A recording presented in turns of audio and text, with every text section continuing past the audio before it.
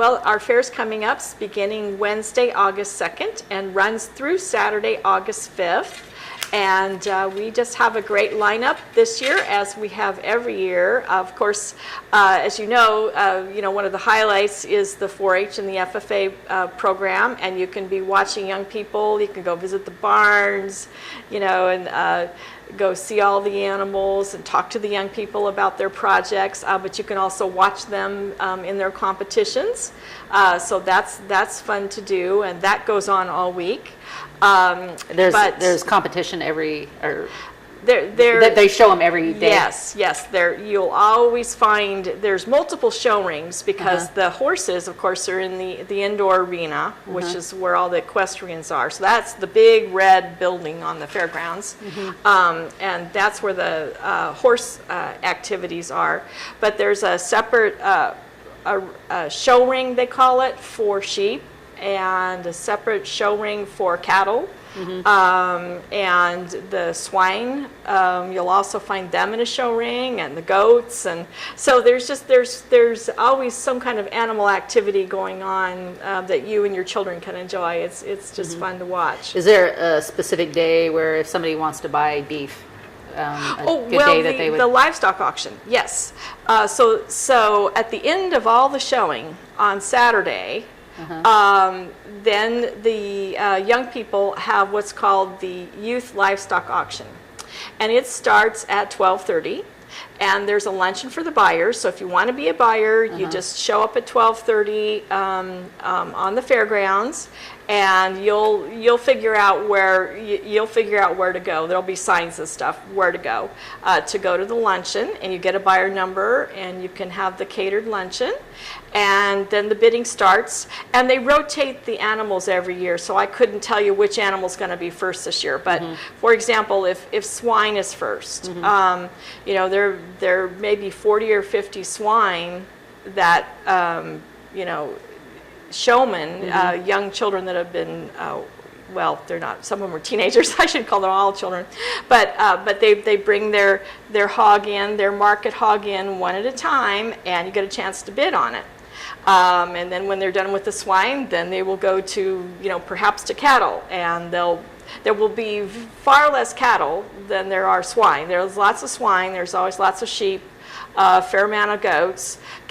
Because cattle take a long time to raise, and you got to put a lot of feed in them to get them raised up from a little calf up to, a 1,500-pound animal. I'm just guessing that's about what they weigh. Might be a little less, but that takes a lot of time and a lot of food. So cattle are expensive to raise. So there might be, a dozen cattle to a dozen steers to bid on. And would you say that all the animals are pesticide-free and organic? You would certainly have that opportunity to talk to, if you come to the fair before Saturday, you could go around the barns and talk to each of the participants and find out what they fed their particular animal. And they're in the sales business, these young people. They will love to tell you why you should buy their hog or their lamb or their steer. So and you could buy pens of chicken and pens of rabbits. I mean, it's an amazing. The livestock auction is an amazing thing to go to, and you can. If you don't want the meat, you can bid on it, and then you can have the meat given to YCAP, the food bank. So then it becomes, a portion of what you bid becomes a donation. So, so that's a really neat thing if you don't want the meat yourself. Yeah, well, that's a fantastic idea. Okay, well, that's one of the forms that's Saturday morning. Of entertainment. And the other entertainment, the rodeos and different shows. We have group called Tangled Threads, and they have a little Okay. stage We're talking show. about the music now? Well, no, that's No? not Okay. music. That's they have a little stage show that they do during the day, and then they do a walk around act. And the man is a very tall. He looks like a big wind up toy, and then he has on a rope. It looks like this marionette doll. Well, they're actually, of course, human beings, but they look like a giant wind-up toy on stilts and a marionette doll, and they do music and all kinds of things, and then they do acts just walking around the grounds, but So then they they're also do stage shows. They're there just about all the time? Yeah, during the 4 days, and then Is that of course new? you've got Is that a new yeah, they're event? new. They're new this year, so a good that's idea. going to be fun. And they do, you have the carnival available to you. Starts at 10 a.m. and goes to midnight every single day, and it's from Rainier Amusements, which is the same carnival that does the Oregon State Fair, and they just bring us fantastic rides. So those are some of the activities, and then of course in the evenings we have Wednesday night. We kick it off at 6:30 with what's called Bowl Mania, and the reason why we call it Bowl Mania is because we have as many as 30 bull riders, and they each take their turn trying to stay on a bucking bull, and it's pretty amazing because they have to stay on for 8 seconds, which doesn't sound very long, but believe you me, it is really tough to stay on for 8 seconds. So that's always fun to watch.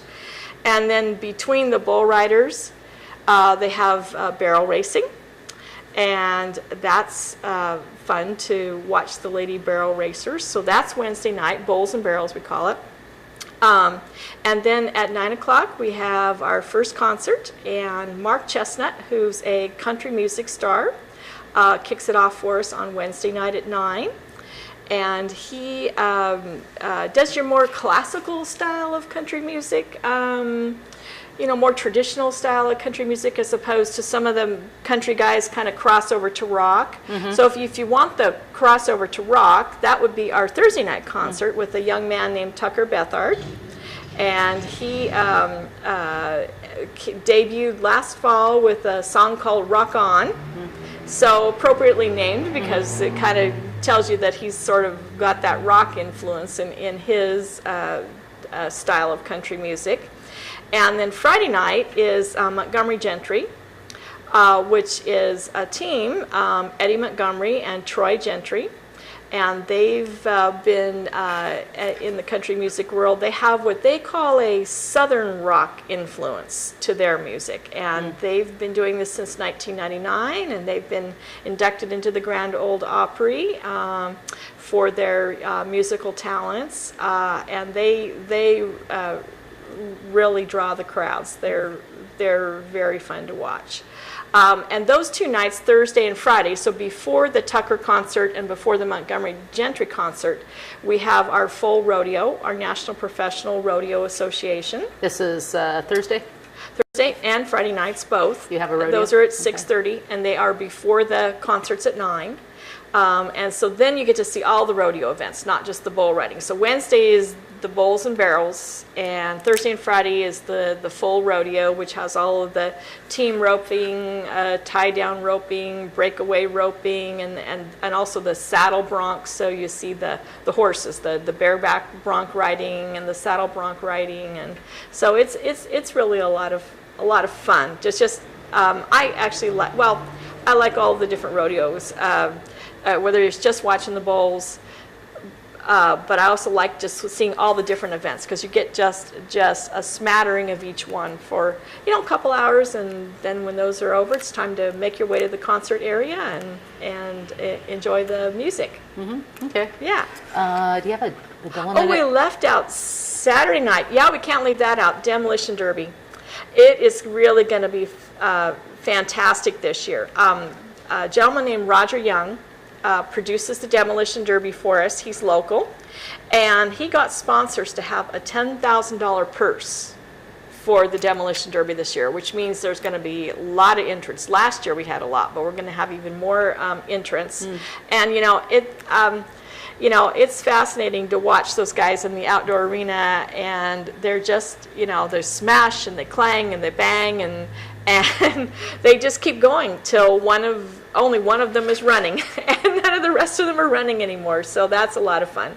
So that's on Saturday evening at I think it starts at 6 or 6:30, and then we have a rock. Well, they're even more than just rock. I guess you call them heavy metal and Slaughter. and slaughter. Yeah, and but they have a big following.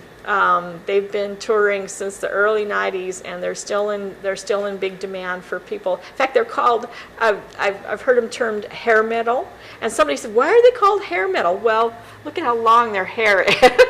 That's why they're called a hair metal band. Anyway, they will be on stage at 9 o'clock on Saturday.